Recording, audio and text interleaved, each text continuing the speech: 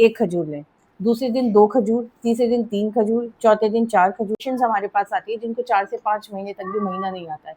अस्सलाम वालेकुम, I am doctor Maria Khan, your gynaecologist from green dot यूनानी वेलनेस।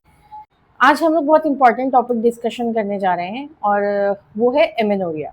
एमेनोरिया का मतलब ये है कि जब एक फीमेल को पीरियड्स नहीं आते हैं या माहवारी नहीं आती है तो उसको हम एमेनोरिया बोलते हैं और उसको यूनानी में हम एतबार से तम्स बोलते हैं।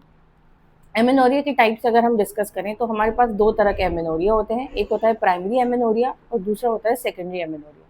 प्राइमरी एमेनोरिया हम तब बोलते हैं जब एक बच्ची 15 साल की हो जाती है या 15 साल से बड़ी 16 साल की हो जाती है और तब तक भी उसको पहली बार महीना नहीं आता है। या फिर सेकेंडरी एमेनोरिया का मतलब ये है कि महीना उसको कॉन्टिन्यूस आ रहा था बट बीच में कुछ रीजंस हुए, जैसे पीसीओडी हो गया, कोई और बीमारी हो गई, थायराइड हो गया, इसकी वजह से उसका महीना 3 महीने से ज़्यादा नहीं आया या इर्रेगुलर पीरियड्स हुए, 1 महीना स्किप हो गया, 2 महीना स्किप हो गया, तो उसको हम सेकेंडरी एमेनोरिया बोलते हैं। अब हम डिस्कस करते हैं एमेनोरिया के कॉजेज़, मतलब क्या-क्या वजूहात हैं जिनकी वजह से एक फीमेल को महीना नहीं आता है। तो एक है फिजियोलॉजिकल कॉजेज़ और एक है पैथोलॉजिकल कॉजेज़। फिजियोलॉजिकल कॉजेज़ में 2 चीज़ें आती हैं, एक होता है ब्रेस्ट फीडिंग, ऐसी फीमेल्स जो लैक्टेटिंग मोड में हो, मतलब जो अपने बच्चों को ब्रेस्ट फीड कराने वाले मोड में हो, उनको महीना नहीं आता है। और दूसरा होता है प्रेगनेंसी।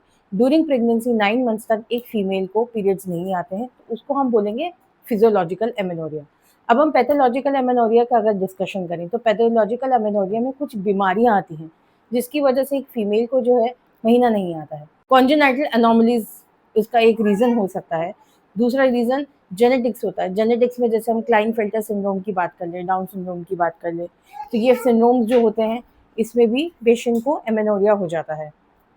जैसे पीसीओएस या पीसीओडी या हाइपोथायरॉयडिज्म या हार्मोनल इम्बैलेंस, ऐसी बीमारियां जो उसके हार्मोन्स को डिस्टर्ब कर देती हैं, तो उसको महीना नहीं आता है। वो महीना, 1 महीना, 2 महीना, 3 महीना, 4-4 महीने तक भी ऐसी पेशेंट्स हमारे पास आती है जिनको 4 से 5 महीने तक भी महीना नहीं आता है, या फिर साल में बस 1 या 2 बार महीना आता है और उसका कोई मसला नहीं होता है, कोई रीज़न नहीं होता है, सिर्फ एक सिंपल रीज़न होता है हार्मोनल इम्बैलेंस या फिर पीसीओएस।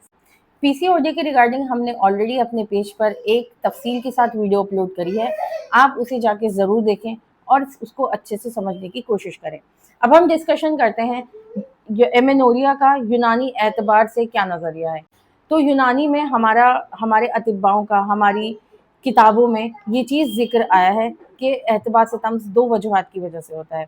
एक, या तो हरारत बहुत ज़्यादा हो जाएगी या बरूदत बहुत ज़्यादा हो जाएगी। मतलब एक इंसान के जिस्म में या तो हरारत का गलबा हो जाएगा या फिर बरूदत का गलबा हो जाएगा। अब हम हरारत के गलबे के ऊपर थोड़ा सा डिस्कशन करते हैं। हरारत के गलबे की कुछ अलामात हैं जो मैं यहाँ पर डिस्कशन करना चाहती हूँ। वैसे तो अलामात बहुत ज़्यादा हैं, मगर हम कुछ स्पेसिफिक अलामात का डिस्कशन करते हैं। जैसे का बॉडी टेम्परेचर बहुत रेज्ड है, पेशेंट हमसे कंप्लेन करेगी, ठंड हो, गर्मी हो, उसके हाथ पैरों से आग निकलती है, जिस्म उसका गरम गरम रहता है, एसिडिटी उसको बहुत ज़्यादा होती है, नींद की उसको कमी है। ऐसी फीमेल्स यूजुअली जो हैं वो दिखने में थोड़ी पतली होती हैं, कमज़ोर जैसी वो दिखती हैं, उनका रंग जो होता है वो जर्दी माइल होता है। तो ऐसी फीमेल्स को हम नब्ज़ के साथ साथ पहले अगर हम उनका सिर्फ अपनी आंखों से मुआयना करेंगे तो हमें ये चीज़ देख के पता चल जाएगी कि इनके अंदर हरारत का गलबा है।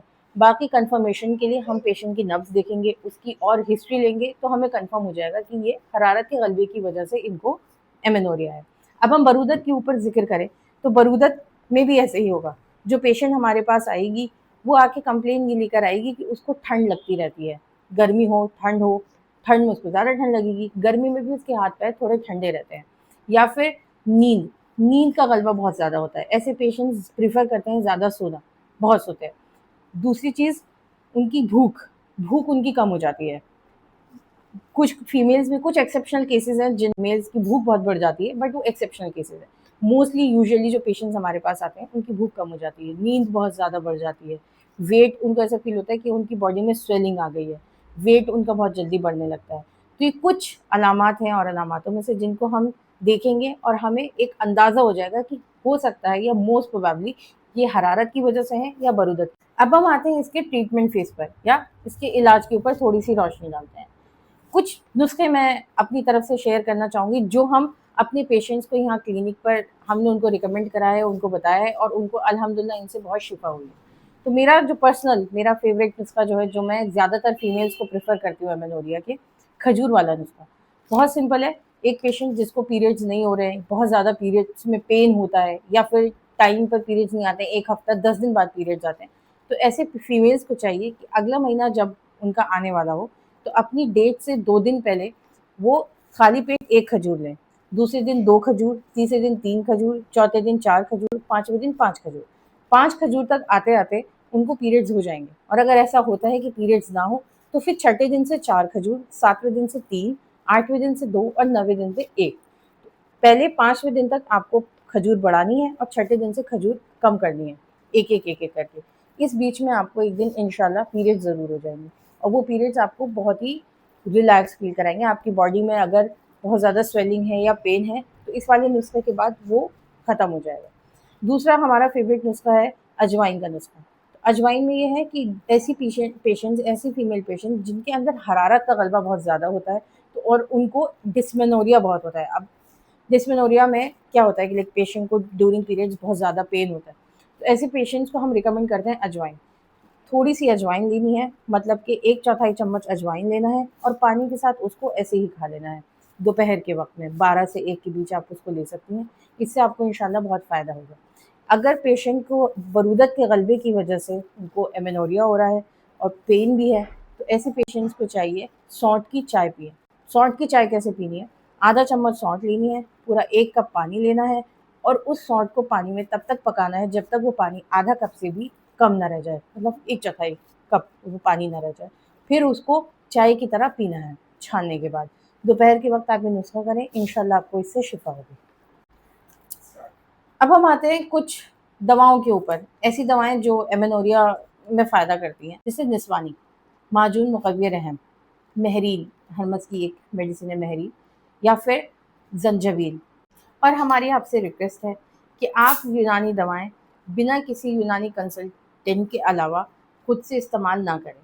उसको किसी यूनानी कंसल्टेंट के सुपरविज़न में ही इस्तेमाल करें, इंशाल्लाह आपको उससे शिफ़ा होगी। तो लगता है कि आपको एक यूनानी कंसल्टेशन की बहुत ज़्यादा ज़रूरत है, कि आपकी बीमारी जो है वो नुस्ख़ों से या दवाओं से ठीक नहीं हो रही है, तो मैं आपको रिकमेंड करूँगी आप अपने आस-पास किसी यूनानी कंसल्टेंट से कॉन्टैक्ट करें, या फिर आप अगर हमारा अपॉइंटमेंट बुक करना चाहते हैं, तो नीचे दिए गए नंबर पर अपना अपॉइंटमेंट बुक करें। हम हर पेशेंट के हिसाब से पर्सनलाइज़्ड मेडिसिन या पर्सनलाइज़्ड नुस्खा तैयार करते हैं, और हर पेशेंट को हम वो प्रोवाइड करते हैं। इंशाल्लाह आपको इससे शिफ़ा होगी। अगर आपके कुछ सवालात हैं, कुछ क्वेरीज़ हैं जो आप जानना चाहते हैं, या जिनके आप जवाब ढूँढ रहे हैं, तो आप हमारे कमेंट सेक्शन में अपना कमेंट छोड़ सकते हैं। पूरी कोशिश करेंगे कि हम आपको मुतमईन जवाब दें। अगर आपको ये वीडियो अच्छी लगी, please like and subscribe our channel.